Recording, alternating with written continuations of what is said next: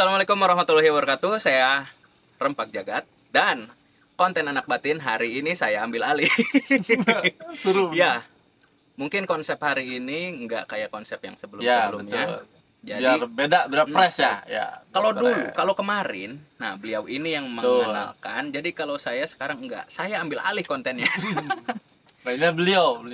Oke teman-teman, assalamualaikum warahmatullahi wabarakatuh. Saya Rempak Jagat. Oke, jadi hari ini saya mau menceritakan buat teman-teman yang mungkin agak agak aneh gitu ya, atau mungkin bisa dibilang channel ini settingan, enggak. Ya.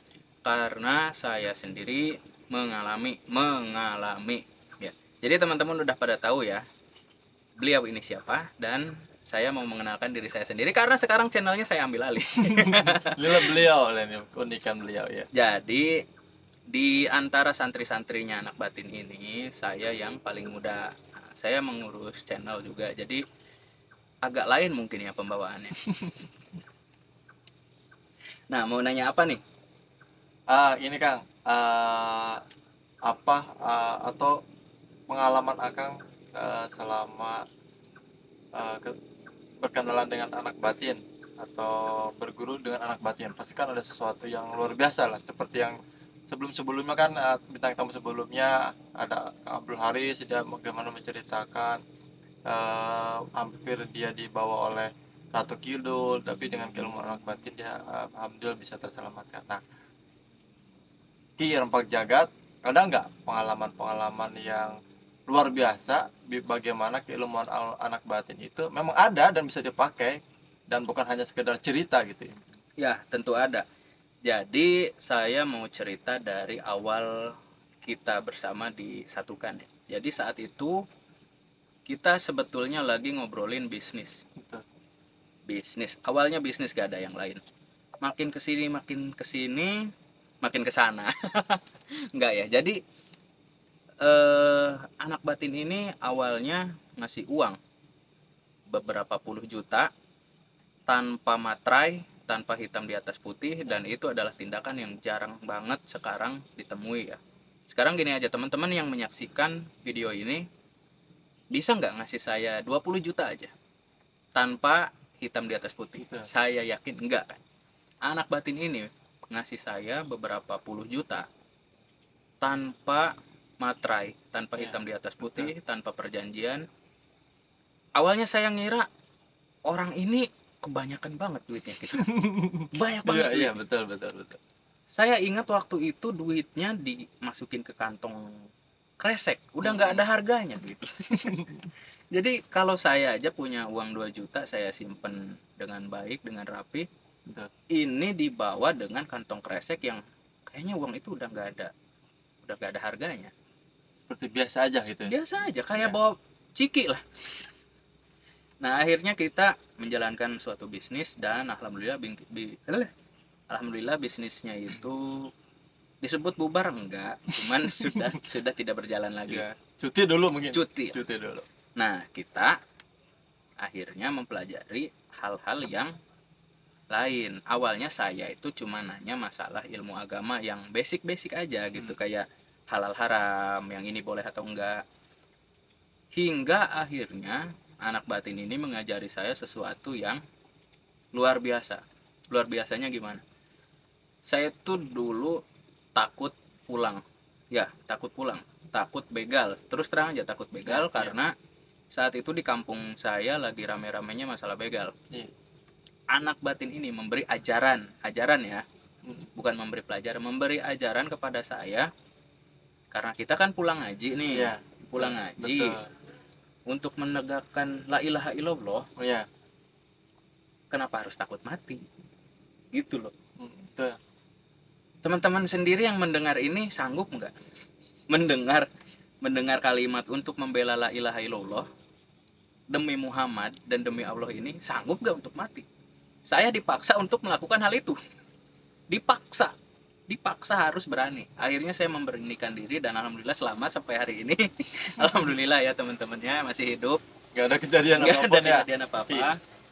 Nah, setelah itu kita pernah dibawa ke suatu tempat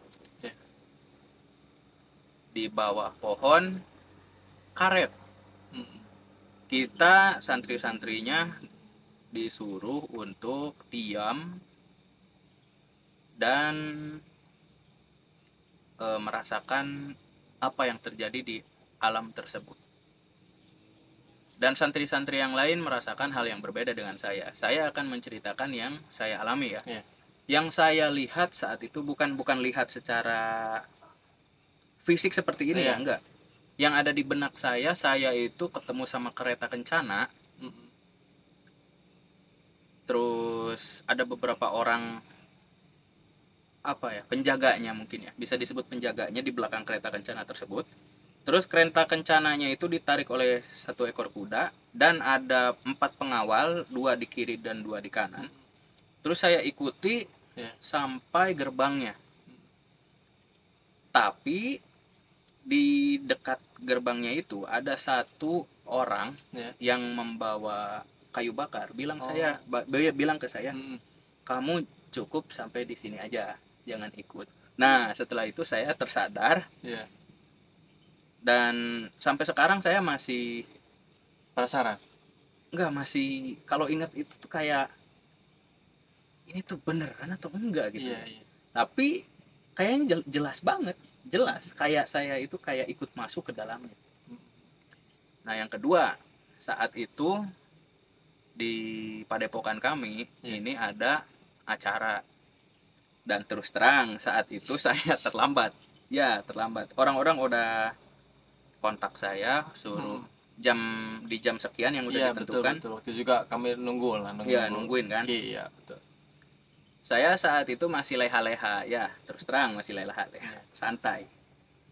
Lalu terdengarlah suara, "Kadio, Bahasa Indonesia apa, Pak? kesini." Oh, Aceh. Dulu. Bahasa Indonesia apa, Ki? Kadio. Takutnya sahabat nggak ada yang ngerti gitu. Ya, kesini artinya kesini. Iya. Kadio itu kesini. Iya. Tapi itu hanya terdengar awalnya, hanya Ya. terdengar oleh saya. Ya, awalnya. Saya kaget dong. Betul. Nah, tingkat kalau di konversi kayak suara speaker lah ya. Ini tuh suaranya kayak denger petir. Tapi bisa disebut 4 kali lebih mengagetkan. Oh, padahal dari intonasinya biasa aja. Biasa aja. Oh. Cuma kagetnya itu masih lebih kaget denger ini daripada denger petir yang biasa-biasa aja petirnya. Iya. Malah saat itu orang yang di sekeliling saya ikut kaget. Oh, ikutan. Ya, karena saat itu saya kan lagi beli handphone nih ceritanya. Di toko ponsel nih, di toko ponsel. Iya. Saya tuh lagi ngecek ponselnya. Tiba-tiba ada suara, "Kesini, Kadio." Saya kan kaget nih. Iya. Saya taruh dulu. Iya. Saya diem. Lalu beberapa orang yang ngeh langsung liatin saya kayak gini. Iya. Apa ya? Iya. Tanpa pikir panjang, saya yang lagi ngecek handphone langsung saya simpen, langsung saya bayar, lalu saya pulang. Di perjalanan saya masih leha-leha, terus terang aja, karena masih belum percaya awalnya. Berarti enggak, yang waktu tadi di pas sama rame itu juga dengar? Yang Kayaknya sih dengar.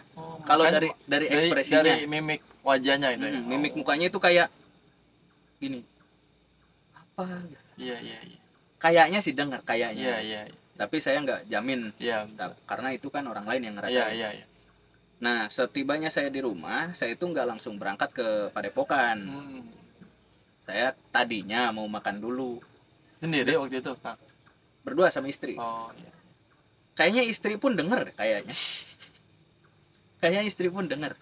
Iya. Nah, ceritanya sesampainya saya di rumah, ceritanya mau makan dulu tadinya. Oh, iya. Waktu istri saya mau nyiapin makan, berteriak lagi. Kedengaran lagi suara tadi. "Kadio." Iya. Makanan yang mau saya makan. Iya. Udahlah, kamu aja yang makan, saya langsung berangkat dengan tergesa-gesa. Bawa kendaraan dengan secepatnya saya bawa kendaraan. Gila pokoknya.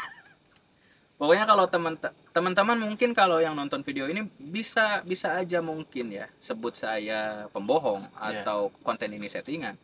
Tapi percayalah kalau kalian mengalami, saya yakin kalian pun akan kaget. Mungkin orang-orang sekitar Anda pun, sekitar kalian pun akan kaget. Gila soalnya, serius gila. Saya sampai tergesa-gesa bawa motor saat itu, hampir jatuh. Karena kagetnya ini udah Kayak gemeteran jantung gemeteran. gitu. Jantung tuh kayak bener kayak seperti ngelap gitu ya. Ya, Seperti kita naik di suatu ketinggian kemudian masih turun, mending. masih mending, Masih lebih, mending. lebih lagi. Masih mending. Berlipat-lipat lagi. Saya tuh sampai tangan sampai gini, sampai gemeter. Gila kan? Nah, itu yang saya alami dan ini nyata. Yang saya alami seperti ini. Ya. Adapun kalau kayaknya si Rempak Jagat ini ngomong doang atau Ya. kayaknya bohong. Betul. Semoga Anda tidak mengalami hal yang serupa. Soalnya Iya. saat itu karena saya belum siap, Mm-mm. istri saya itu sampai kesehatannya terganggu selama 2 hari. Oh, berarti efek tadi ya? Kayaknya Kayaknya ya. kayaknya efek Istrinya juga, istri Ki juga kayaknya dengar Ya. sehingga mempengaruh lah gitu ya. ngaruh. Terus saya juga itu kayak apa ya? Itu kerja udah nggak fokus 2 hari itu. Berarti selama 2 hari padahal itu ya kerasanya ya padahal. Efeknya begitu. Iya, itu yang saya alami saat itu. Nah, beberapa bulan kemudian ada yang lebih seru lagi. Nah, Ada yang lebih seru. apa tuh? Ceritanya gini, saya tuh berprofesi sebagai tukang servis HP ya. Nah, saya itu sering bekerja di malam hari lah, bahkan sampai lewat jam 12. Saat itu saya masih ingat kalau nggak salah malam Rabu lah, malam Rabu. Iya. Itu monitor saya flicker. Apa tuh flicker? Jadi monitor itu kayak ada gangguan gambar. Oh, kayak bergaris gitu. Ya, Oh, pokoknya flicker lah. ya. Terus saya coba benerin. Kita kan tukang servis ya. Iya, iya. Kita coba benerin, bersihin kabelnya. Nah, bener beberapa saat doang. Disusul lampu pijar ikutan flicker. Oh. Mati hidup. Iya, iya, iya, iya. Barulah tercium aroma yang pertamanya aromanya itu wangi melati. Oh, melati Awalnya. Saya buka lah konternya kan, kalau udah malam saya tutup. Iya, iya. Saya buka dulu. Ya udahlah, saya nggak hiraukan gitu kan, lanjut kerja lagi. Kecium lah bau anyir, bau amis. Bau amis. Iya. Karena saya sudah mulai merasa terganggu. Nah, dulu sebelum kejadian ini saya sudah pernah diingetin nih sama anak batin. Oh, Katanya kalau ada yang ganggu ini, iya. sebut nama saya gitu. Berarti nyambung dengan yang kemarin itu, Haris. Kang Abdul Haris. Ya, Iya, yang kesurupan terus kemudian dia ucapin, "Kamu kenal nggak dengan anak batin?" Dia langsung ketakutan itu. Yang kesurupan itu langsung sembuh. ya, Langsung kabur tuh. ya, cerita saya hampir mirip kayak beliau. Iya, yang Jadi, ini ya. Saya buka folding gate tempat saya Iya. kerja, konternya. Karena saya rasa ini bukan masalah secara teknis ya. Iya. Monitor flicker, lampu hidup mati, terus ada bau-bau yang Iya, gak jelas. Saya bilang gini, saya ini anak batin, muridnya. Iya.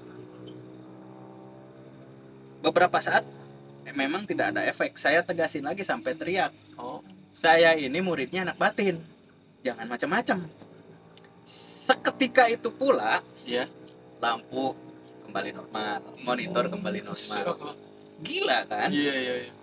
Sekali lagi saya tegaskan, mungkin kalau nggak mengalami mungkin akan Iya. menganggap omongan saya ini pembual, Iya. omong kosong. Mungkin, tapi yang saya alami ya seperti itu. Iya. Seperti itu adanya. Gilanya itu sampai kayaknya makhluk jin juga takut sama beliau. Ini boleh sambil ngerokok. Santai aja, santai Kak. Santai. Kayaknya di alam sana tuh udah ini tuh udah pada takut kayaknya. sama anak batin, Ki? Soalnya yang Abdul Haris juga kayak gitu kemarin tuh. Dulu anak batin ini ya guru saya berarti ya. Hmm. Anak batin ini pernah cerita sama saya Yeah. bahwa emang anak batin ini pernah mengalahkan bangsa jin, pernah mengalahkan bangsa jin. Makanya ya sampai detik ini mereka masih takut. Iya. Kita nggak usah bawa nama sendiri, cukup bawa nama beliau aja. Iya, Mereka iya. udah ketakutan. Mungkin itulah berbicara keilmuan mungkin ya. Iya. Karena gini kan, kalau orang-orang nih, Ki, dia menceritakan ilmu seolah-olah dia itu bisa. Kadang orang tersebut bisa saja dia bercerita karena bisa atas dasar dia bisa baca, kemudian atas dasar dia nonton, ataupun atas dasar dia mendengar, entah dari gurunya, entah juga dari orang lain. Kemudian dia menceritakan lagi tentang keilmuan, padahal belum tentu orang tersebut masuk ke ranah aktualisasinya. Ya. Belum tentu bisa dibuktikan gitu kan. Nah, berbeda dengan anak batin. Beda. Kalau anak batin itu, kita di sini bukan membahasnya, bukan menceritakan ilmu, tapi lebih ke kisah nyata loh. Ternyata ilmu itu ada, lebih ke udah bisa dipakai. Kalau seperti senjata mah udah berbentuk senjata gitu, Iya, Kang. iya betul. Betul kan ya? Betul. Coba lanjut, Kang. Apa nih? Tadi sampai itu ya. Ya kalau saya pribadi yang saya alami ya yang kayak tadi, yang pertama itu ada suara gitu kan, terus suara yang bikin kaget, terus kita diajak lihat kereta kencana yang saya sendiri nggak tahu itu di mana gitu. Terus kita mengalami hal yang tadi itu, saya kaget sampai kok bisa bangsa jin, nah ini takut loh. Kaget. Dan saya sempat dengar cerita nih, katanya Ki Rempang Jagat ketika sempat masuk nih ke alam sana, kemudian melihat sesuatu seperti kerajaan yang terbuat dari emas atau dari apapun, dan penjaga juga katanya gagah-gagah. Itu gimana ceritanya? Saya tuh sebetulnya nggak ngerti awal mulanya bisa masuk ke sana tuh gimana. Itu tidak disengaja ya. Cuman yang saya alami di secara waktu sekarang kayaknya sekitar 15 menitan. Tapi di alam itu kayaknya lama banget. Saya itu tiba di satu warung.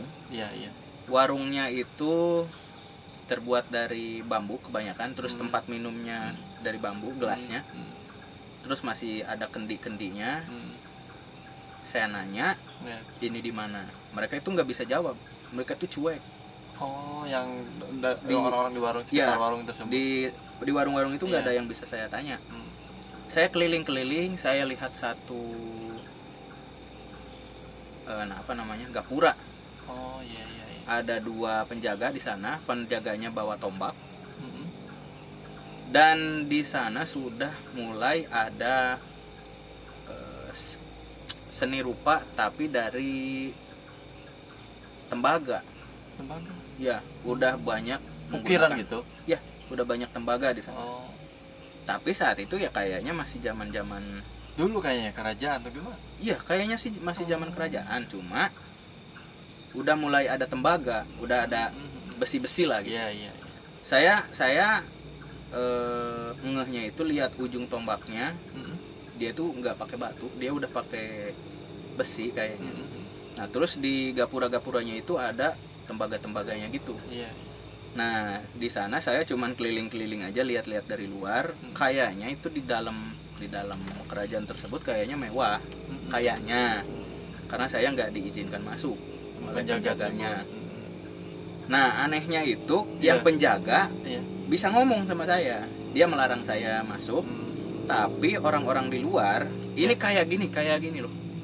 Di dalam kerajaan tersebut orang-orangnya beda sama yang di luar. Yang di luar itu masih ada yang bawa kayu bakar.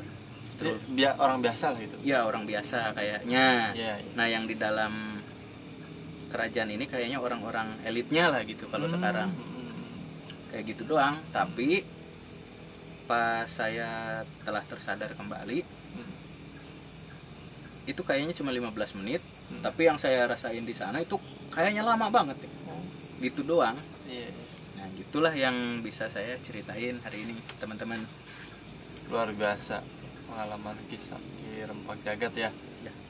Mungkin ada pesan terakhir untuk sahabat-sahabat sebelum sesi bincang-bincangnya kita akhiri. Ki, silakan. Nah, jadi buat teman-teman yang mungkin di dalam benaknya atau yang lagi nonton video ini, kayaknya si Rempak Jagat ini pembual gitu kan.